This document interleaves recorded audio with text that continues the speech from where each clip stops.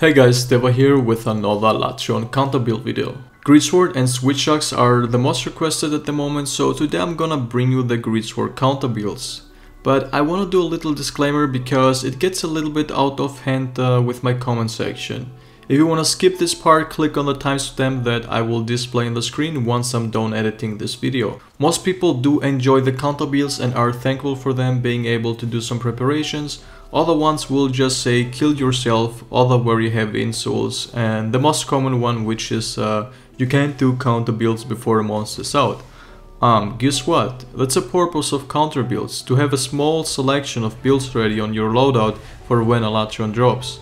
And of course stuff will change, you probably will need to add more skills in addition that we will find out later really useful, or for example something that you will definitely need for Eschaton's judgment thingy, but that's just adding a skill and that's not a big deal. But the builds I make are very solid general counter builds and survival friendly. They're not even monster related, besides for example blight resistance, and we know he will give blights.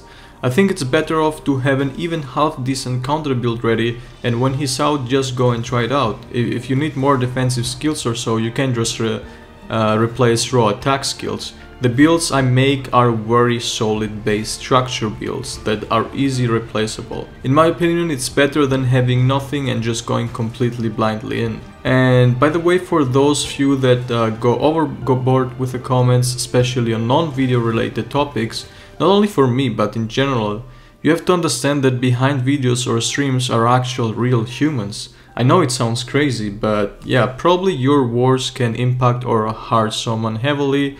Not everyone is resistant to excessive hateful comments, and you can see that mostly on bigger streamers or YouTubers that have mental breakdowns. And really no one, absolutely no one, deserves hate for whatever he has done.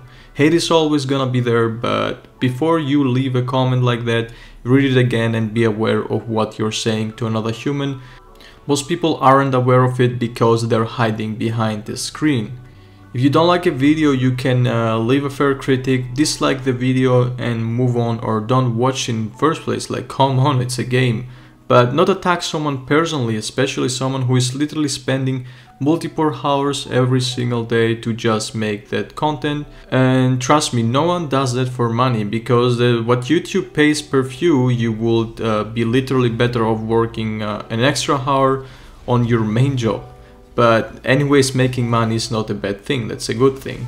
Most content creators just want to help the community grow and improve. Apologies for that disclaimer, and it's sad that I even have to make something like that. Okay, so with that said, let's jump back to the Greatswords. Capcom mentioned that you have to use elemental weapons to suppress the Nova, which I still don't believe, and mostly translates to just do damage to suppress the Nova. Anyway, the problem on Greatswords is they don't do almost any elemental damage regardless how high your element is. It's mostly about 1% of the damage number you see on your screen, but I can show you that better with the following damage calculation. Here is one of today's Greatsword counter builds that I will show of course in depth later, which is a Safi Drag Splitter and has 150 dragon element. It's built fully for raw and on a true charge slash on super dragon weak monster parts, for example Rathalos head.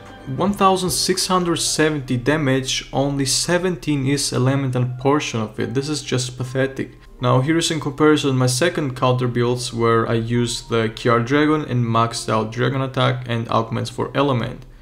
With 860 element plus 50% crit element, which makes it 1090 element, it will only do about 140 elemental damage, which by the way is good, it's almost 10%.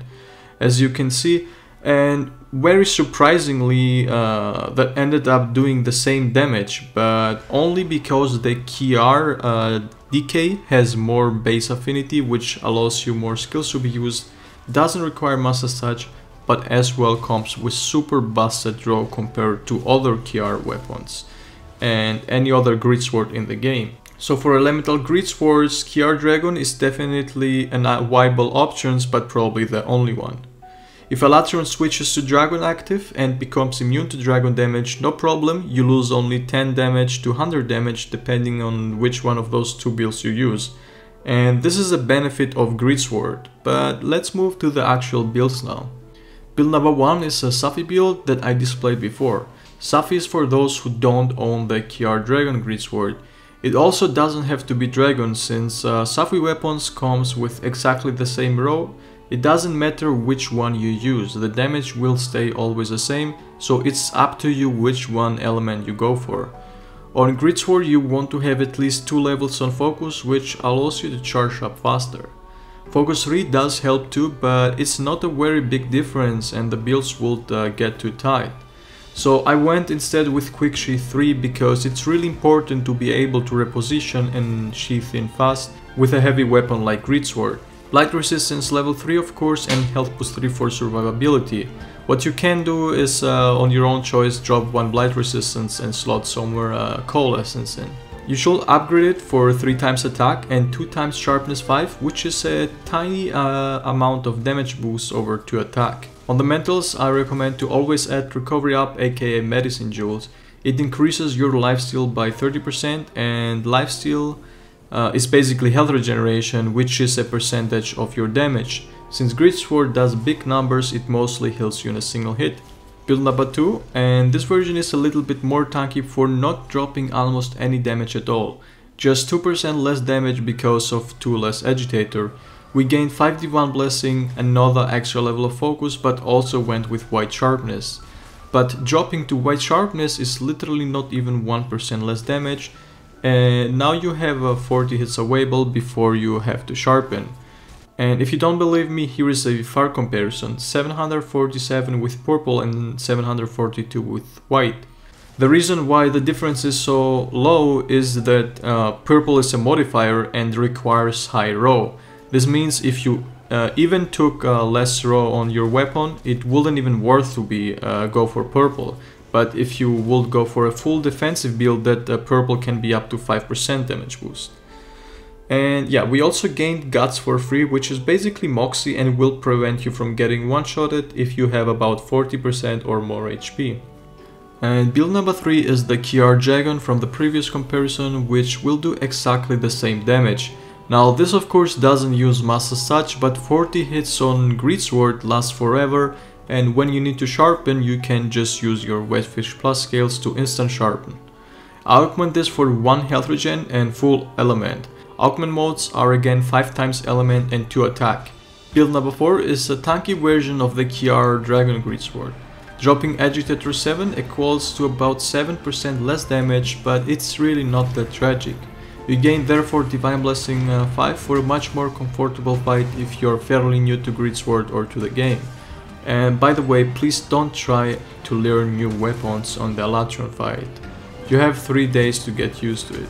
And don't worry Frostcraft lovers, I did not forget about you. Here is build number 5. I highly recommend to use Velkhana's Essence here because it has possibly the worst armor skills and slots in the game, so it will make building for it much easier. The build has pretty much all you need. Every draw attack will be 100% crit chance and non-draw attacks only 55%. But if you don't play hit and run it's absolutely no reason to use a Frostcraft build. Alright, so I hope you all enjoyed this video.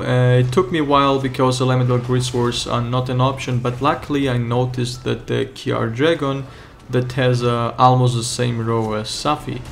Be sure to leave a like and comment down below what you want to see next from me. I have never mentioned that before, but if you want to support me and the future of this channel, I have some links in the description. Also don't forget to sub so you get notified whenever I post new content such as guides, builds and speedrun videos, but as well Alatreon meta builds and guides one his out. With that said, I wish you all a nice day and happy hunting guys.